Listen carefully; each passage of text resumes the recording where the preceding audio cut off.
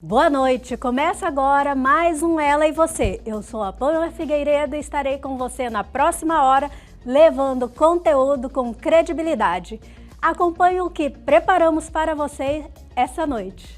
O rim ele faz várias funções no nosso organismo. Acho que a que todo mundo lembra é que ele é nosso filtro, né? Então a gente vai se alimentar, desses nutrientes vão sair impurezas, essas impurezas vão ser primeiramente metabolizadas pelo fígado, e então o rim que vai fazer a remoção delas do nosso corpo.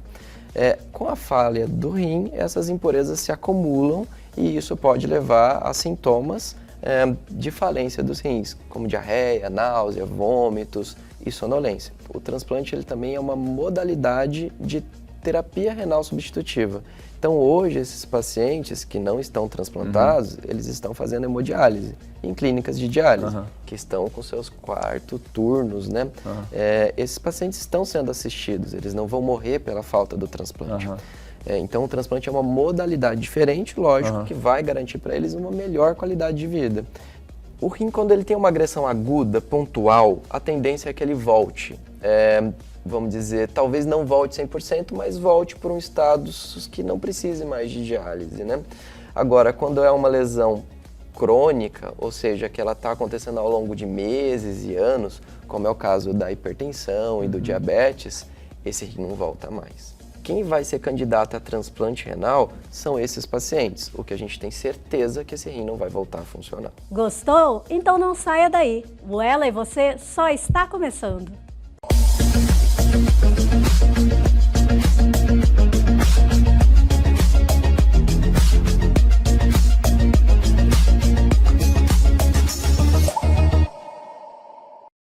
E o assunto dessa noite é sobre transplante renal. E para isso recebemos o Dr. Jonathan Feroldi. Acertei, doutor? Feroldi. Feroldi? Feroldi, perfeito. Doutor, quero agradecer ao senhor por estar conosco aqui essa noite, porque transmitir esse tipo de informação aos nossos telespectadores, para mim, é um propósito de vida. Maravilha. E para mim, como nefrologista, é um propósito de trazer de volta o transplante para a nossa cidade. Doutor, você é o nosso primeiro nefrologista aqui no programa. Legal, olha a responsabilidade, né? Doutor Jonathan, satisfação estar aqui, e eu acho que é uma coisa que tenho certeza que sempre vai ter alguém na família que vai ter um problema. Eu tive com a minha mãe, né? Passou muito tempo na mão do nefrologista também. Enfim, a gente tem bastante dúvidas aqui, tem bastante curiosidade aqui para tirar com o senhor, para que a gente possa passar para o nosso público. Maravilha. Realmente as doenças renais, elas estão cada vez mais prevalentes, né? Até porque as principais doenças que vão levar a problemas renais é a hipertensão e diabetes, que são as doenças mais relevantes hoje na população, né? E eu, particularmente, já fiz hemodiálise, doutor. E na época que eu fazia, eu percebia que as clínicas eram 2 turnos. E houve uma crescente muito grande, 2, 3, 4 turnos de madrugada. As clínicas de hemodiálise estão funcionando, então percebe-se que houve uma evolução muito grande nas doenças renais. Sim, cada vez mais a gente tem, vamos dizer, maneiras de manter a vida dos nossos pacientes, né? E isso é bom, eles estão vivendo mais, mas por estarem vivendo mais também, cada vez mais pacientes que precisam de hemodiálise. Eu fiz minha residência médica na USP de Ribeirão Preto, e você falou de ter 4º turno, lá a gente já chegou a ter 5º turno. Meu Deus. Então realmente era a máquina de diálise, ela funcionava 24 horas, fazendo 5 pacientes diferentes para conseguir dar conta da demanda, enquanto uma outra clínica não tinha essa vaga. Nossa. E, infelizmente, no nosso estado, a gente não tem atualmente o transplante renal, né? Não tinha. Não Agora, tinha, né, doutor? O teremos doutor faz parte da equipe, né? Sim. Que está aí trazendo novamente o transplante a Cuiabá. Já é uma realidade? Já é uma realidade, a gente vai iniciar as atividades agora, dia 1º de outubro. O estado realizou a contratualização com o nosso serviço e tem aí um trâmite para poder fazer o preparo desse paciente para que o transplante seja realizado de maneira segura, né? Porque a ideia do transplante é manter qualidade de vida. Então, para isso, a gente precisa ver se o paciente está apto, se ele tem condições de fazer o transplante e o transplante acontecer, então. Nossa ideia é que os primeiros transplantes aconteçam em final de novembro, início de dezembro. É bem aí, né? Tá É bem bem aí, aí. já estamos no final de setembro, início de outubro, novembro. E é bom deixar bem claro, então, doutor Jonathan, é o protocolo para que isso aconteça, porque senão daqui a pouco a informação cai no ouvido Sim. público e isso se torna uma... Acho que isso é até uma coisa legal de falar, né? Porque quando a gente fala, por exemplo, vamos fazer fila zero para operação de vesícula. A operação de vesícula você tem um preparo mínimo ali, né? E cirurgiões capacitados, enfim, você vai, tira a vesícula e você consegue zerar uma fila. Agora, para transplante não é assim, né? Para transplante você precisa de um preparo maior. E o que é importante salientar é que assim, o transplante ele também é uma modalidade de terapia renal substitutiva. Então, hoje, esses pacientes que não estão transplantados, eles estão fazendo hemodiálise em clínicas de diálise, que estão com seus 4º turnos, né? Esses pacientes estão sendo assistidos, eles não vão morrer pela falta do transplante. Então, o transplante é uma modalidade diferente, lógico, que vai garantir para eles uma melhor qualidade de vida. Então, para isso, a gente tem que deixá-los preparados. Um exemplo, como o diabetes é o principal causador de doença renal, também temos muitos pacientes diabéticos fazendo diálise. E o diabetes também faz coronariopatia. Então, eu preciso ter certeza que esse paciente, por exemplo, não vai infartar durante uma cirurgia de transplante. Então, por isso, ele precisa passar por uma avaliação com o nefrologista, com o urologista, com o cardiologista, para que a gente tenha certeza de que ele está bem clinicamente para que possa ser submetido ao transplante. E não é só também a equipe médica. Eu preciso ver se a parte mental desse paciente está bem. Isso que eu ia perguntar. Exatamente. Então ele vai passar por uma psicóloga, ele vai passar por uma assistente social, ele vai passar por uma enfermeira, porque eu preciso ter certeza que, uma vez feito o transplante, ele vai tomar as medicações, vai entender da importância do segmento.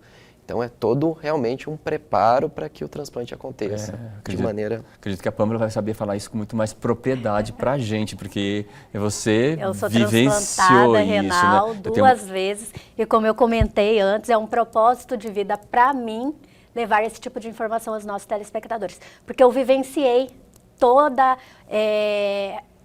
desde a hemodiálise, todo o processo, né? todo o processo. Eu era uma criança de 11 anos E que já hemodiálise fazia não é fácil, né, hemodiálise. Pamela? Entendeu? Não é Então fácil. eu era a única criança. E quando surgiu outra criança, ela inclusive transplantou primeiro que eu. E essa criança veio a não tomar os remédios e perdeu o rim. Entendeu?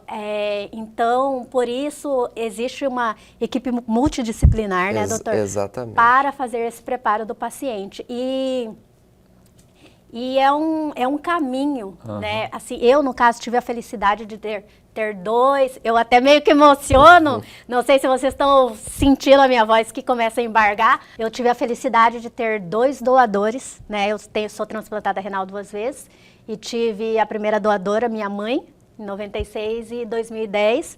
A segunda doadora, minha irmã, que foi 100% compatível comigo e que, como a médica, que não foi o Dr. Jonathan, né, porque na época não fazia transplante aqui em Mato Grosso, ela disse que eu ganhei na Mega Sena dos rins e que eu vou morrer velhinha com esse rim funcionando. E graças a Deus, o meu rim está perfeitamente funcionando. Mas não posso deixar, né, de lembrar que o rim transplantado, ele é uma evolução do tratamento, né, doutor? Exato. Ele não é uma cura. Exato. Então, a gente depende de medicações de alto custo, que são fornecidas pelo Estado, né? E eu passei pela época também que havia uma deficiência muito grande na falta de medicação do Estado, né? Então, vieram muitos pacientes a ter o seu rim comprometido pela falta de medicação do serviço público.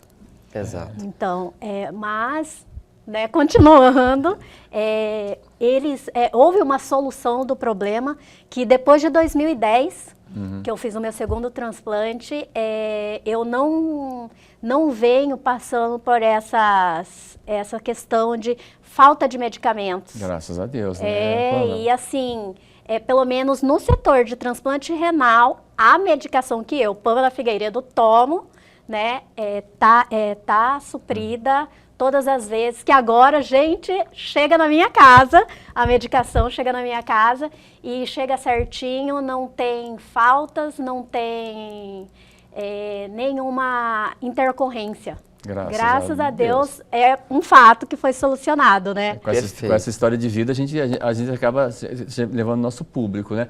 E sempre, assim, honrando sempre vocês, médicos, é louvável o trabalho de vocês, mas buscando aqui, voltando aqui ao princípio, a gente está falando dos rins, né? Qual que é a efetiva função do rim no corpo humano? O rim, ele faz várias funções no nosso organismo. Acho que a que todo mundo lembra é que ele é nosso filtro, né? Então, a gente vai se alimentar, desses nutrientes vão sair impurezas, essas impurezas vão ser primeiramente metabolizadas pelo fígado, e então o rim que vai fazer a remoção delas do nosso corpo. Com a falha do rim, essas impurezas se acumulam e isso pode levar a sintomas de falência dos rins, como diarreia, náusea, vômitos e sonolência. Mas o rim também controla outras funções, como funções hormonais. Então, por exemplo, muito se fala hoje de vitamina D, né? É o rim que faz a ativação da vitamina D. Então, ele transforma a vitamina D em calcetriol, que é um hormônio muito importante para o controle do metabolismo do osso. E ele também faz um feedback com uma glândula que a gente tem aqui, chamada paratireoide, que também faz o metabolismo do osso. Então, o rim, além de eliminar as impurezas do nosso organismo, ele também auxilia nesse metabolismo do osso. E uma outra função do rim, ele também produz um hormônio que vai lá na medula óssea estimular essa medula a produzir sangue. Então, o rim filtra o sangue, ele produz o sangue, ele estimula a produção de sangue, controla o metabolismo do osso e a última função que eu não falei, ele também controla a nossa pressão arterial. Todo mundo sempre pensa, o coração, pressão, mas quem faz o sistema renina-angiotensina-aldosterona, ele começa e termina com o funcionamento renal. Então, em última análise, quem mais controla a nossa pressão arterial é muito mais o rim do que o coração. E eu vou confidenciar aqui para vocês que minha mãe tinha pressão alta e ela tomava um remédio para pressão alta e na época não foi diagnosticado que era a pressão alta dos rins. E o remédio que ela tomava afetava os rins. Então, quanto mais ela tomava remédio achando que estava curando a pressão, né, mais a pressão aumentava, mas isso é um fato. Doutor, muito boa essa tua explicação das grandes funções. E o senhor falando assim da vitamina D, me lembra uma pessoa que estava falando assim, eu estou com falta de vitamina D, eu tenho que ficar no sol. E muitas vezes, não é nem ficar no sol, né? Muitas vezes é um problema renal. Tem que realmente investigar, né? A vitamina D ela vai se tornar ativa pelo rim. Então, se a gente dosar só a vitamina D, o metabólito anterior, ele poderia estar até, vamos dizer, aumentado por não estar sendo ativado pela parte renal. Mas acho que se você tem uma vitamina D baixa, temos que entender o porquê que ela está baixa, né? Se é realmente só falta da exposição solar, né? E a famosa gordura no fígado? A gordura no fígado, ela vai influenciar no rim também, mas por um mecanismo diferente. Hoje a gente vive uma epidemia, né, de obesidade. E a obesidade traz contigo aumento da incidência de diabetes, aumento da incidência de hipertensão. E aí sim, isso tudo que a gente chama de síndrome plurimetabólica, isso vai fazendo com que o rim seja cada vez mais sobrecarregado e essa sobrecarga pode levar esse rim à falência. Então, a gordura no fígado pode ser, vamos dizer, um primeiro indício de que algo não está legal na dieta do nosso paciente. Exato. Né? E chegou a hora de darmos aquela paradinha, mas não saia daí que o Ela e Você dessa noite volta já. O rim, quando ele tem uma agressão aguda, pontual, a tendência é que ele volte. Vamos dizer, talvez não volte 100%, mas volte por um estado que não precise mais de diálise, né? Agora, quando é uma lesão crônica, ou seja, que ela está acontecendo ao longo de meses e anos, como é o caso da hipertensão e do diabetes, esse rim não volta mais. Tá? Aí esse paciente, quando ele entra na hemodiálise, né, ele não vai mais sair. E aí outro ponto importante, quem vai ser candidato a transplante renal são esses pacientes, o que a gente tem certeza que esse rim não vai voltar a funcionar.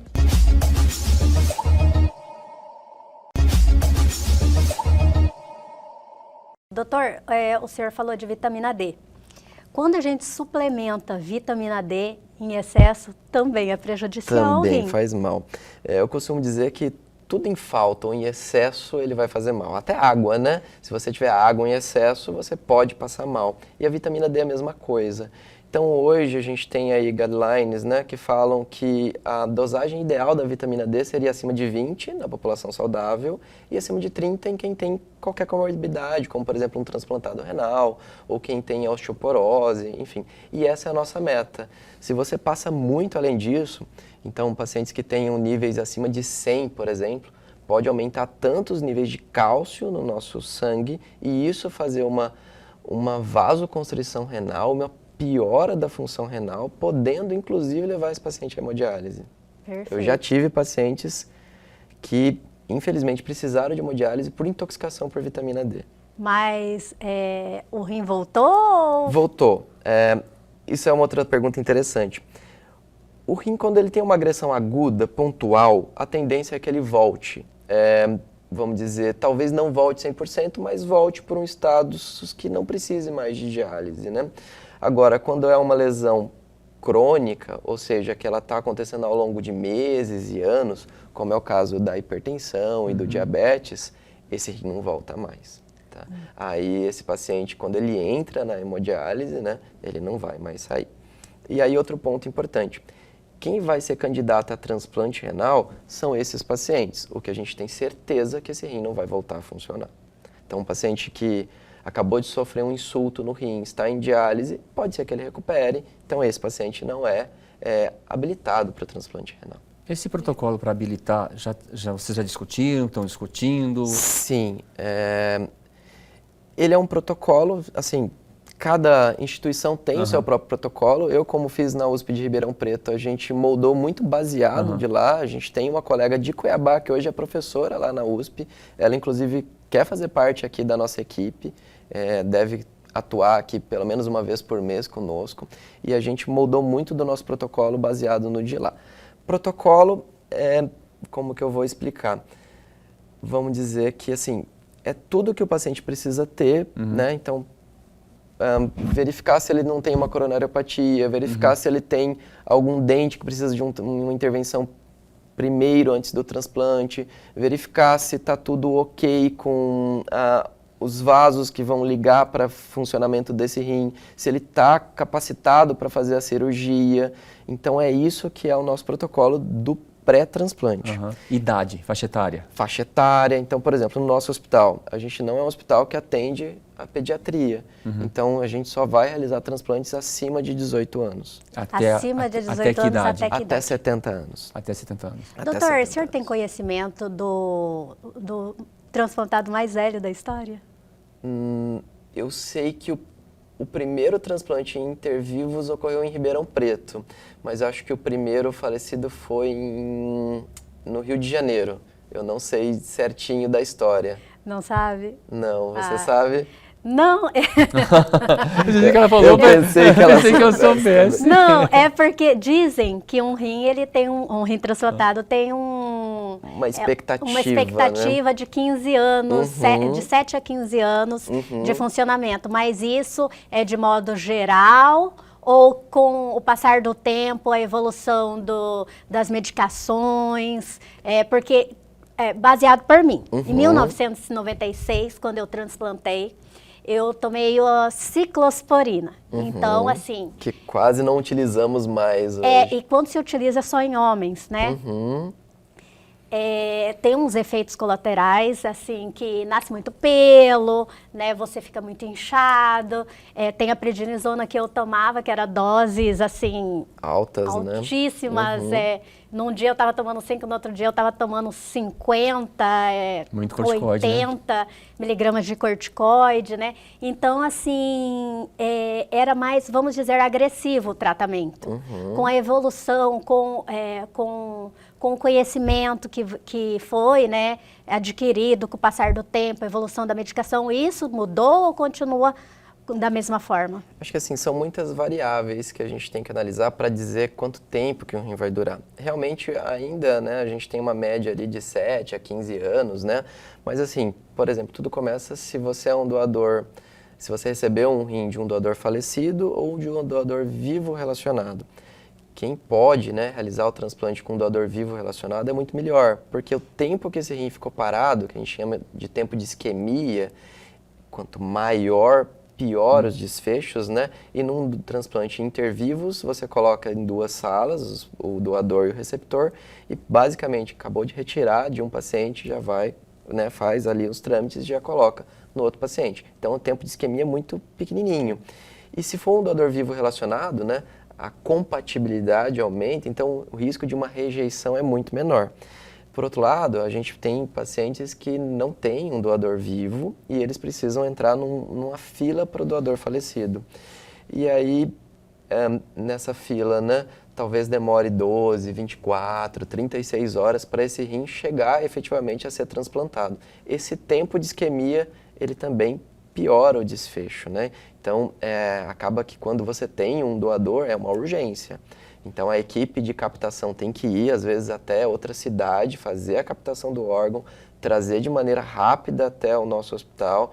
No nosso hospital, a gente já ter preparado o paciente, já ter visto se ele está em condições naquele dia para a cirurgia e realizar a cirurgia o quanto antes. Mas, por mais rápido que seja, ainda vai lá 18, 20 horas e isso tem uma certa interferência. E tem uma prioridade também nos transportes aéreos, quando sim, tem um protocolo, né? A Força Aérea dá uma resposta legal nisso daí, né?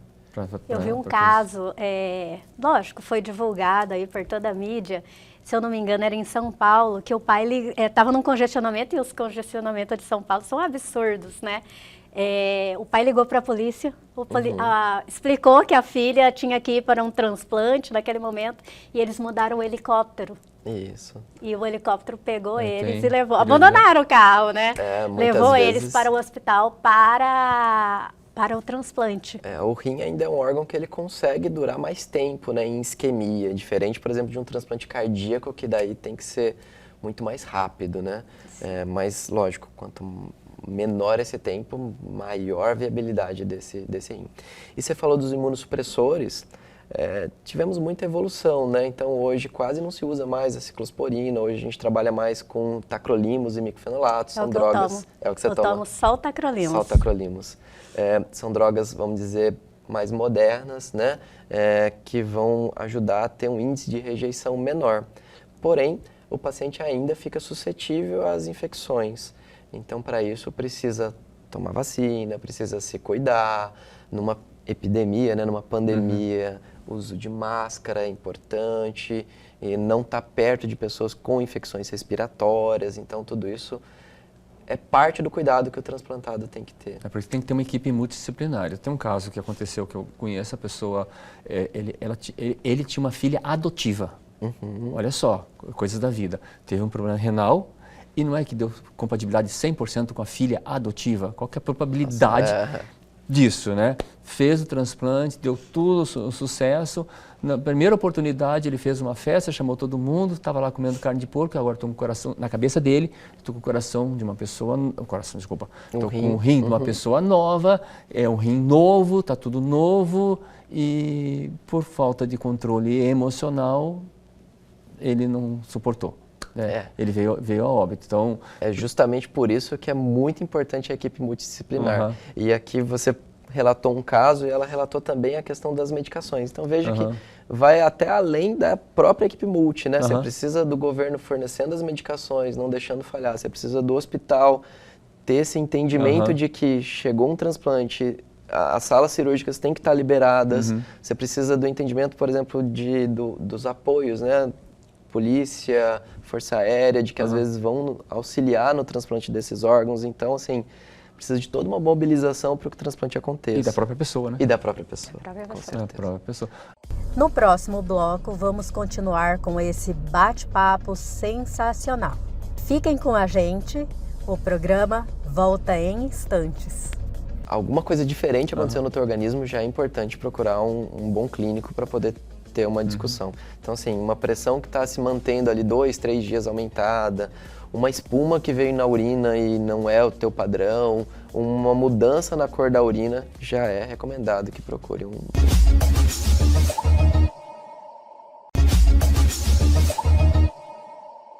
O que fazer para evitar doenças renais? Olha, existe até uma campanha de um colega nefrologista que ele fala para todo mundo dosar a creatinina, né? Mas longe disso, eu acho que viver um estilo de vida saudável é o principal. Então, manter uma atividade física regular, fazer uma alimentação de maneira saudável, ingerir ali, vamos dizer, num adulto normal, em torno de 2 litros de água por dia. E qualquer alteração, começou a espumar a urina, procurar um nefrologista, saiu sangue na urina, procurar um colega da nefrologia. A cor da urina. A cor da urina, né? Se a urina ficar com uma tonalidade diferente, por exemplo, mais avermelhada, que pode significar hematúria, né? Que pode acontecer em doenças como lúpus, como a nefropatia de IgA. Então, também procurar auxílio médico. E um sinal, né? Um dos primeiros sinais de que o paciente está evoluindo com uma falência renal é a hipertensão. Então, medir com regularidade a pressão e ver se ela estiver descontrolada, procurar um médico para fazer essa investigação.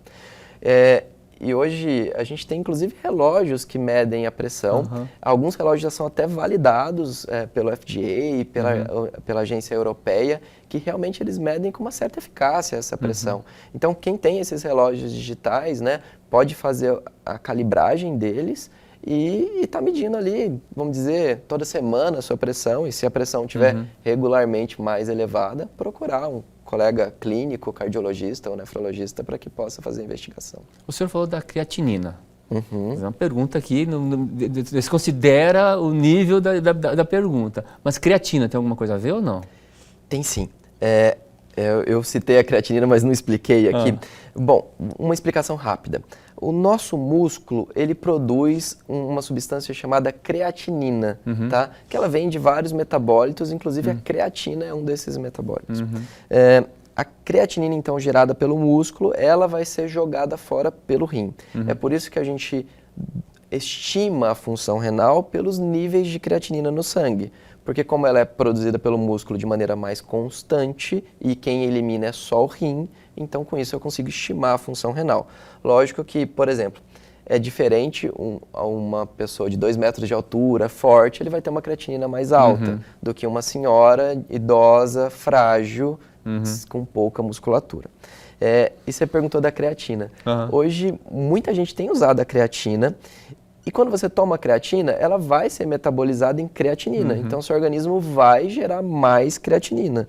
E aí, quando você for fazer um exame de estimar a função renal, vai dar alterado. Mas não porque o rim está alterado, mas sim porque você está gerando mais creatinina. Então, é muito importante que você informe o teu médico do uso e, em alguns casos, por exemplo, chega até meu consultório, paciente preocupado, uma creatinina muitas vezes alterada, a gente suspende o uso, recoleta a creatinina sem uso e aí a gente consegue mostrar que está tudo bem com a função renal do nosso paciente. Pode mascarar, então. Exato, pode mascarar o funcionamento renal.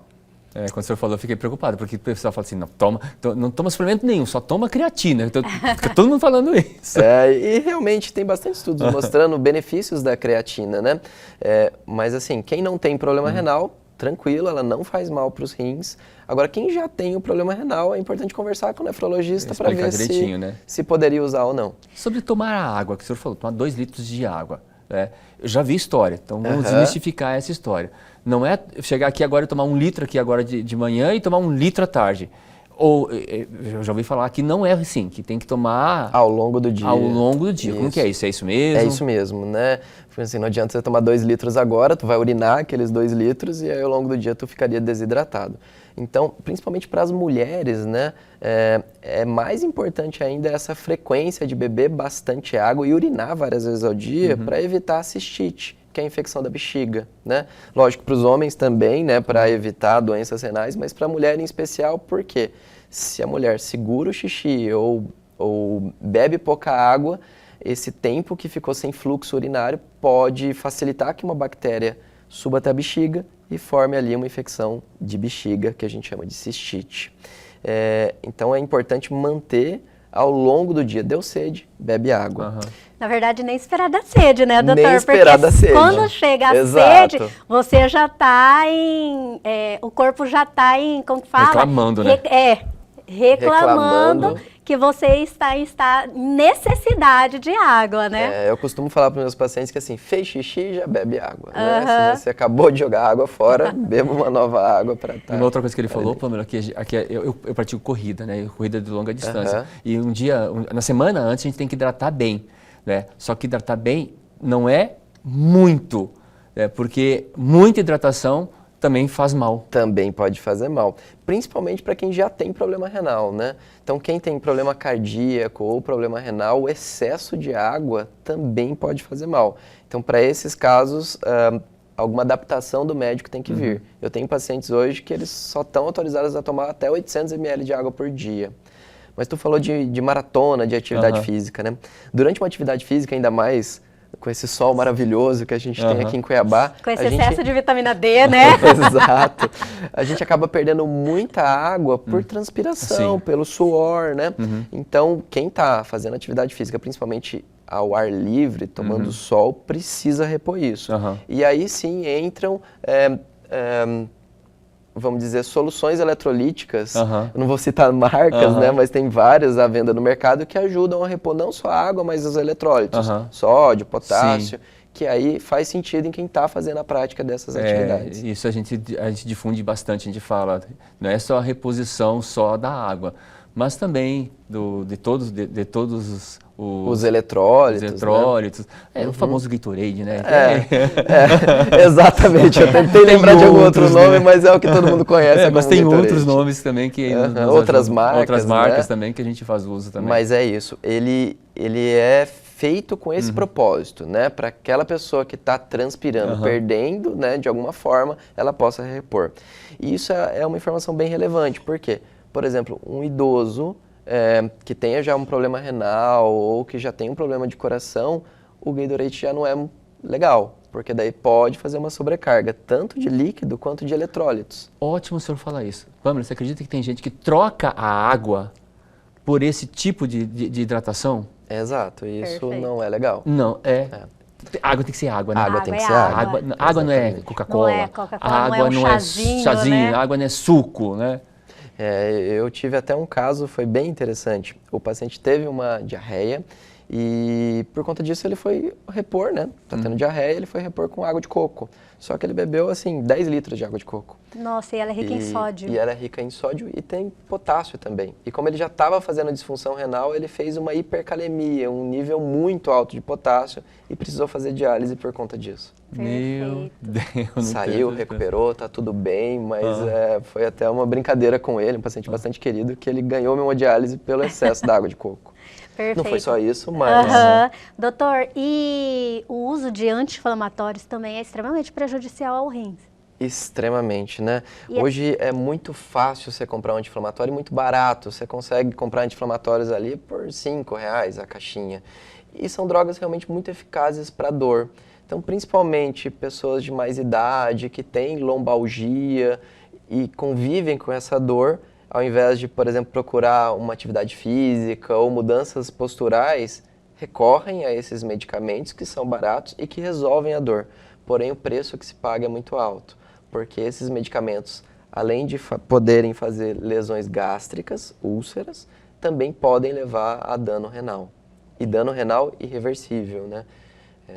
E tem pessoas que acostumam, desde a infância, desde quando é um neném, né, a dar remédios que são anti-inflamatórios, né? Então, aquilo ali vem numa constante. Exato. E o prejuízo, não, mas não tem ninguém com problema renal na minha família, não tem, por que veio ocorrer em mim? Né? Não sabe que você foi o causador disso durante todo o decorrer de sua vida. E o interessante é que assim, a doença renal ela é muito silenciosa, né? Então muitas vezes eu recebo pacientes no meu consultório que eu falo que tem a doença renal, eles falam, mas como? Eu nunca senti nada, foi só um exame. E geralmente é isso mesmo, porque a doença renal, ela não vai te dar dor, ela não vai te dar nada. O primeiro sinal vai ser talvez a hipertensão, a pressão elevada, uma alteração na urina que as pessoas muitas vezes passam ali despercebido. O xixi começou a ficar com espuma, mas está fazendo assim já tem 1 ano e nunca aconteceu mais nada. E aquilo já pode ser a doença em atividade. A partir de quando que a gente pode, não no primeiro, mas assim, se for uma semana, um mês? Acredito que assim, se você... alguma coisa diferente aconteceu no teu organismo, já é importante procurar um bom clínico para poder ter uma discussão. Então assim, uma pressão que está se mantendo ali 2, 3 dias aumentada, uma espuma que veio na urina e não é o teu padrão, uma mudança na cor da urina, já é recomendado que procure um Doutor, colega. vou falar 2 casos. um amigo que pratica CrossFit, já de longa data, experiente, sabe? E uma outra amiga que ela quis ganhar massa muscular e começou a praticar musculação na academia. Os dois saiu a urina preta. Perfeito. Essa urina preta a gente chama de rabdomiólise. E foi exatamente, que eu não ia saber falar esse nome, foi exatamente isso que os dois tiveram. Exato. Isso é uma lesão do músculo. Lógico, depois de uma atividade física é normal que você tenha um pouquinho de lesão do músculo, mas uma atividade física, principalmente quem não tem preparo ou em quem já tem preparo, mas que não excedeu ou não ingeriu água de maneira adequada, você pode fazer a lesão do miócito, que é a célula do músculo. Esse miócito, essa célula, ela vai se romper, vai liberar uma substância chamada mioglobina na nossa circulação e quem vai tentar jogar fora é o rim. Só que ele tem um limite, ele não consegue jogar isso fora se isso estiver em abundância no organismo. E aí é quando vem a urina preta, que pode formar alguns plugs dentro dos túbulos renais e até levar esse paciente a uma hemodiálise. Eu sou professor, né, dou aula na Unic, na Univag, e eu costumo brincar com os alunos que infelizmente, né, toda corrida de reis a gente tem um paciente com rabdomiólise, porque é aquilo, é uma pessoa que não treinou ao longo do ano e que vai ser exposta, né, ao nosso clima que é seco, ao nosso sol que... Nós temos um para cada pessoa, né? Para cada pessoa, e se você não tem o preparo, não toma líquido, por mais que você está aguentando se manter ali na atividade, a lesão muscular vem e pode levar a rabdomiólise. E olha aqui essa informação. E essa colega que estava no terceiro dia na academia, como ela falou, como não era uma atleta experiente, descartaram, levaram ela para casa. Ela continuou urinando, no 8º dia ela já estava passando mal, quase que ela veio a óbito. Doutor. E assim, urinou de uma cor mais escura, seja qual for. Tem que procurar o médico. Saiu do normal, né? Assim, alguns medicamentos, eles podem fazer alteração da coloração urinária e isso é muito comum. Tem um remédio que muita gente usa para quando está com infecção, que é o Pyridium. Exatamente. E ele muda a cor da urina. Então, assim, lógico, o médico que prescreveu o medicamento, ele já vai informar o teu paciente, vai teoricamente alterar, tem que ter essa orientação, né? Exato. Teoricamente, né? Teoricamente tem essa orientação. Mas é bom falar isso, olha, informação que praticamente toda corrida de reis tem, então é uma coisa mais comum do que a gente possa imaginar, né, Pamela? Perfeito, Campelo. É bom sempre estar em alerta, né? Na verdade, isso deveria vir lá no checklist da corrida de reis, né? Prestar atenção na sua urina no final. Eu acredito que eles têm uma orientação, eles fazem de maneira que... Bom, e a própria população sabe que tem que ingerir líquido, mas a pessoa que está ali, está na emoção, ela quer chegar até o final e ela vai além.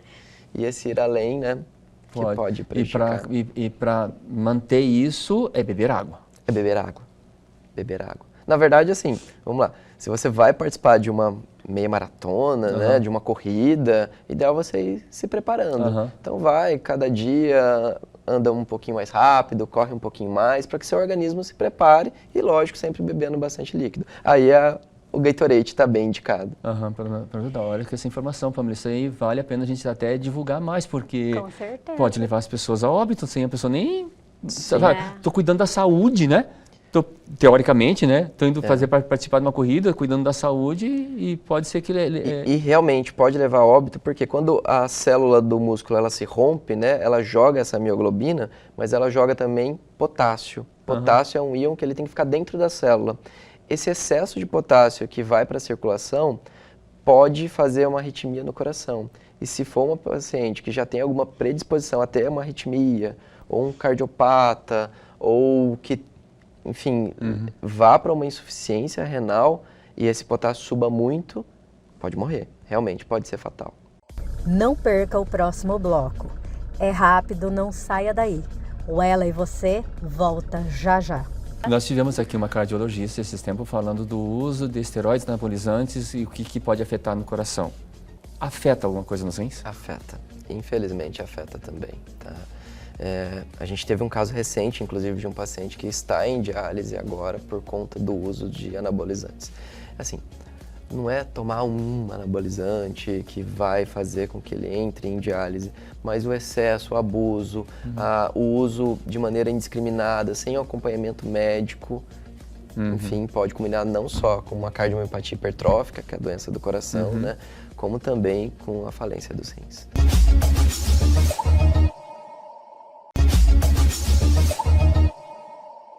Doutor, estamos aí, né, quase no final do nosso tempo, mas vamos voltar ao transplante renal. Quem são as pessoas aptas a doar? Tá.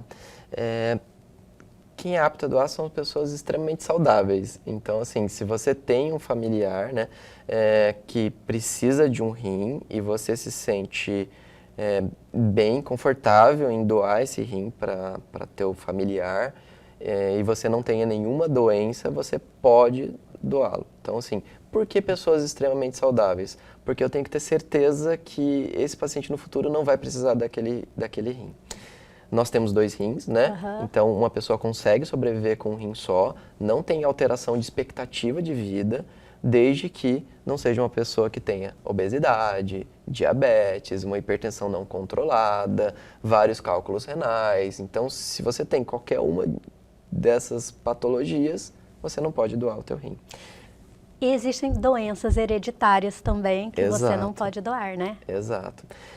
Existem várias situações, né? Então, por exemplo, vamos falar aqui da doença de Fabry. A doença de Fabry é uma doença genética ligada ao cromossomo X. Então, em geral, ela acomete mais indivíduos do sexo masculino. E talvez uma irmã queira doar. A mulher, ela tem 2X. Então, ela pode ser que ela tenha um X saudável e um X com a variante da doença de Fabry. Então, talvez ela não seja a melhor doadora. Então, a gente poderia pesquisar uma outra irmã, ou uma tia, ou uma mãe, ou o pai, enfim, que pudesse ser o doador que não tenha a variante, para que essa pessoa tenha certeza que não vai precisar desse rim. Perfeito. Quando a minha irmã doou o rim para mim, ela precisou expressar a vontade dela judicialmente em doar. Ainda esses processos continuam da mesma forma? Continuam, você precisa ter um termo, né, de que você entende o que é aquilo e, lógico, você passa também por uma avaliação multidisciplinar. Então, por exemplo, passou com um psicólogo, o psicólogo viu que você não está confortável com aquilo, o próprio psicólogo ele tem a capacidade de falar, ó, esse doador ele não está apto ou ele não está tendo entendimento sobre o que é o ato da doação. Vou falar uma coisa para vocês dois. Vocês já tiraram um novo documento, um novo RG? Não. Não. Então, quando a gente vai tirar, eles fazem essa pergunta. Você é doador, sim ou não? E na lata, você tem que responder. Né? E aí? Responde sim. Sou doador. Ou responde não. Né? Vai lá, no seu novo documento já vai sair se você é doador ou não. Mas é bom que eles explicam. Isso não significa que você vai doar. Exato. A legislação brasileira hoje, por mais que você expresse a tua vontade de doar, quem decide é a sua família. Foi exatamente o que eles explicaram. Então, se você, enfim, você tem um familiar em morte encefálica, por mais que ele manifestou o desejo dele de doar, é você como familiar que vai autorizar ou não. Então, é muito importante que, assim, por mais que exista no documento, né, você informe seus familiares, ó, eu quero doar meus órgãos se acontecer alguma coisa comigo. Doutor, o senhor falou que vai começar aqui em Mato Grosso, né? Vai ser aqui em Cuiabá? Aqui em Cuiabá, no Hospital São Mateus. Hospital São Mateus. Para quem quiser já se inteirar do assunto, quiser saber como é que vai ser formado esse protocolo, se vai ter fila, se não vai ter fila, deve procurar quem? E a partir de quando? Perfeito. Você vai procurar o seu próprio nefrologista. Então, o teu nefrologista, a tua clínica que hoje faz a hemodiálise, é ela que, através da assistente social, toda clínica de diálise tem uma assistente social, ela vai te listar para poder ser candidato ao transplante. Essas listagens das clínicas, elas repassam para a Coordenação Estadual de Transplante e é a Coordenação Estadual de Transplante que nos manda essa lista para que a gente comece ali os ambulatórios. Então, já foi enviado, né, uma solicitação para as clínicas que mandem quem são os pacientes e esses pacientes vai ser feita uma fila, né, para que comecem a passar nessas consultas. Uma coisa importante também a ser dita é que a nossa ideia é começar com os doadores vivos. Então, a ideia é que a gente faça pelo menos 6 transplantes de doadores vivos, que são transplantes mais eletivos, são pacientes mais bem selecionados, que a gente está convidando também equipes de fora para vir auxiliar nesses 6 primeiros transplantes, para que tudo ocorra de maneira bem perfeita, de maneira bem correta, para que não bem tenhamos bem transparente, para que não Aham. tenhamos nenhuma surpresa. A partir daí a gente vai começar com os doadores falecidos. E aí sim, é uma urgência, é uma emergência, os transplantes geralmente ocorrem nos finais de semana, nos feriados, né? E outra coisa importante se dizer é que não existe uma fila propriamente dita para o transplante de doador falecido. Então, suponhamos que tem ali um paciente que veio a óbito, né? Ele está em morte encefálica, ele é um doador de rins, ele vai doar seus 2 rins. Vai ser feito um teste chamado HLA, em que a gente vai ter o HLA desse paciente, do doador, junto com o banco de todos os possíveis receptores do estado. E vai ser feito um ranking de quem é o mais compatível com aquele rim, tá? Esse ranking ele é feito num esquema de pontuação. Então, independente se aquele paciente está 1 mês na fila ou se ele está há 5 anos na fila, isso não importa. Vai ser pela compatibilidade. Vai ser pela compatibilidade. Então, como a gente ainda vai demorar um tempinho, a gente imagina que os doadores falecidos comecem em fevereiro a março, vai dar tempo da gente preparar bastante paciente para que quando começar, enfim, seja a sorte desse ranking, né? E não quem foi primeiro a fazer a consulta. E ótima informação, para né? isso há necessidade do paciente estar com os exames em dias. Né? Exatamente. Por legislação, né, esses pacientes já fazem exames mensalmente com a sua clínica, então é bem importante cobrar da clínica esses resultados, para que no dia da consulta traga esses resultados, para que a gente já possa caminhar dali para frente em habilitá-lo para o transplante. Eu lembro que quando eu fazia hemodiálise, eles escolhiam na linha antes de iniciar o processo, Exato. né?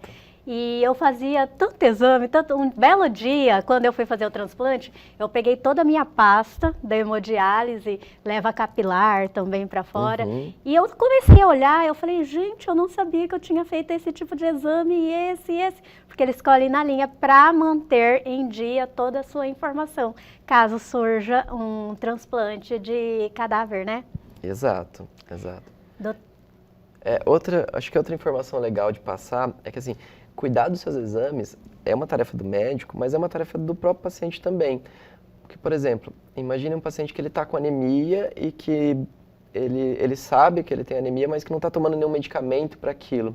Se essa anemia se tornar muito grave, ele vai precisar de uma transfusão. E toda vez que um paciente é submetido à transfusão, aumenta a chance dele ter incompatibilidades no transplante. Então, não só o teu médico cuidar dos teus exames, mas o paciente também conhecer esses exames e se cuidar também, cobrando ali do médico, olha, eu tô com anemia, meus medicamentos estão em falta, né? Se tiver falta no SUS, mobilizar a turma para poder fazer essas solicitações, isso é bem importante. Câmara, tem mais uma pergunta, Pana. Fica à vontade. Perfeito. Esse é um tema que, como eu falei, para mim é um propósito de vida. Nós tivemos aqui uma cardiologista esses tempos falando do uso de esteroides anabolizantes e o que pode afetar no coração. Afeta alguma coisa nos rins? Afeta. Infelizmente afeta também. Tá? A gente teve um caso recente, inclusive, de um paciente que está em diálise agora por conta do uso de anabolizantes.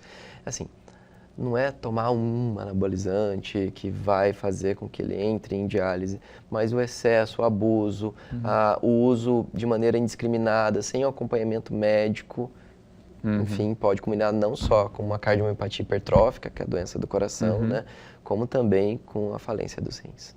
Olha aí, mais uma informação importante, né? Porque a gente vai juntando as coisas aqui, né? E vai formando esse conhecimento e vai passando para o nosso telespectador. Então, muito cuidado com tudo. Rim e coração são muito ligados, né? Então, as doenças que afetam o coração afetam o rim e vice-versa. E doutor, o senhor faz parte da equipe de cirurgia ou o senhor é só clínica? Não, é assim... A gente tem os nefrologistas, que é a parte que faz o pré-transplante e o pós-transplante, e a equipe cirúrgica, que são os urologistas, que é quem vai estar na sala cirúrgica na hora do transplante. Mas a gente brinca, né? A gente vai ver o antes, a gente vai ver o depois, mas o durante, né? Quem vai ser o protagonista daquele momento é o urologista. E é um profissional, enfim, que naquele momento ele é extremamente importante, porque imagina do que eu disse, né? O doador falecido, quanto mais rápido o transplante acontece, melhor. Então é ele que vai no Natal, no Ano Novo, num feriado, tá lá com a sua família, receber um telefonema, olha, para tudo que tem um rim chegando e você precisa estar lá para transplantar. Eu fico imaginando, né? Abrir a pessoa e ali onde faz toda a canalização do sangue, da urina. Eu não consigo nem imaginar. Estou tentando imaginar como é que é tirar e colocar outro. É um procedimento, vamos dizer, não é tão complexo quanto parece, a grosso modo, mas não é tão simples também. Mas em base, você vai realmente retirar de um paciente, né, doador vivo ou falecido, e vai colocá-lo, não coloca no mesmo lugar dos rins nativos, não retira, né? Não não retira também. os rins nativos, ele é colocado aqui na frente, de um dos dois lados, e é feita as ligações da artéria, da veia e do ureter para que possa produzir da urina e ir até a bexiga. Campelo, simples falar, né? É simples falar, mas eu tenho um fato que eu vou... Quando a minha irmã doou um rim para mim, Deus é tão maravilhoso que exatamente o rim que eu precisava dela era um rim que podia tirar, porque o outro, por algo genético de formação, passava uma artéria dentro do rim. E isso viu no exame de... Ai, eu esqueci o nome... Gente, estava aqui na ponta da língua para me falar. Doppler? Não. Arteriografia? Arteriografia renal, exatamente. E isso foi visto na arteriografia renal. E isso que você falou é bem importante, porque isso é a função do pré-transplante. Por exemplo, a gente não tem uma surpresa ali na hora de que vai realizar a cirurgia, né? Então, tudo isso tem que estar já bem documentado, passado pela equipe multi, passado pelo colega da urologia, olha... Esse é o rim que a gente escolheu para fazer a retirada, a data, então tudo tem que estar perfeito, né? Doutor, eu só tenho mais uma dúvida e depois a gente encerra.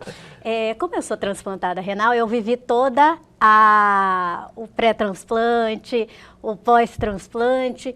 E eu fiz pelo SUS, fui muito bem atendida pelo SUS, meu transplante foi feito em Curitiba, porém os exames do meu doador foram feitos em Cuiabá.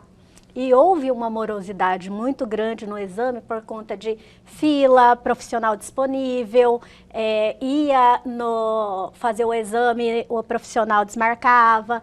Então, assim, por essa questão de estar retornando, né, porque já tivemos transplantes em Cuiabá em outros tempos, né, estar retornando o transplante a Cuiabá, isso está sendo solucionado? Sim, a gente...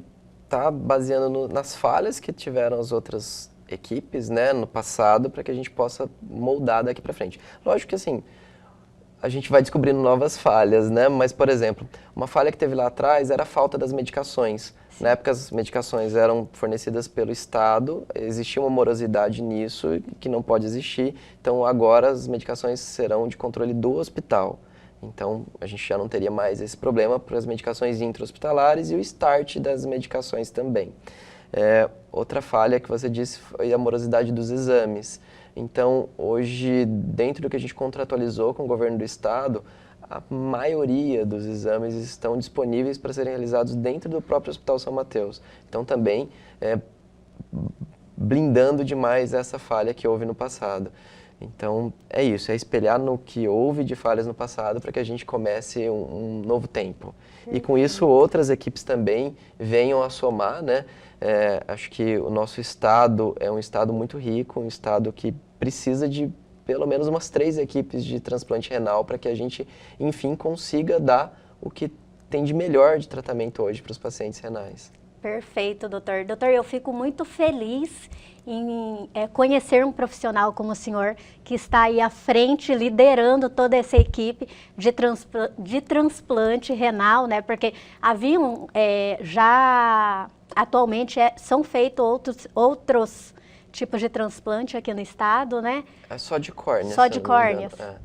Então, é feito, né, o transplante de córneas, mas eu não sei como está o de coração. Não é feito. Não é feito? Hoje não há nenhum transplante de órgão sólido no estado. O primeiro vai ser agora o renal e acontecendo tudo bem com o transplante renal, o São Mateus ele tem como meta 1 ano de transplante renal bem sucedido, a gente dá o start no transplante hepático também. A gente já tem inclusive equipe, uma médica que fez a especialização em transplante hepático, interessada em dar esse start. A gente só quer que um ano tudo correndo bem com o renal, que é um pouco mais simples, para depois a gente ir para um passo além, que é o O transplante renal é hepático. mais simples que o hepático? Ele é mais simples porque o órgão consegue ficar mais tempo em isquemia, Entendi. e é aquilo, né? Tudo deu errado no transplante renal, o paciente volta para hemodiálise. Entendi. Tudo deu errado no transplante hepático, o óbito pode Pode ocorrer. ocorrer. E eu achava que era mais simples o hepático, porque a pessoa só doa um pequeno pedaço, né? Isso com doador vivo, Com né? doador vivo. Hoje se fala muito mais em doador falecido no hepático. Ah, perfeito, doutor. Doutor, eu quero realmente agradecê-lo por ter doado um pouquinho do seu tempo, estar aqui cumprindo comigo um propósito de vida. Eu quero agradecer mais uma vez o senhor Obrigado. pelo seu ato de estar à frente de toda essa Esse empreitada, desafio. né, que vocês de trazer o transplante para Mato Grosso novamente. Maravilha, maravilha. Doutor, também quero dar os parabéns para o senhor, muito obrigado de estar aqui, torcer para que esse ano seja um sucesso, que venha aí o transplante hepático, e quem sabe mais aqui para Mato Grosso, que a gente merece, né? E o Ela e Você de hoje fica por aqui. Quero agradecer a você, telespectador, por ter estado conosco até este momento. E você já pega a sua câmera de celular, aponte para o QR Code, vai direto para o nosso canal no YouTube, se inscreva, ative o sininho, é gratuito e é muito importante para nós, vai nos ajudar muito. Assiste essa nossa entrevista e tem muito mais conteúdo lá esperando você. Boa noite e até amanhã.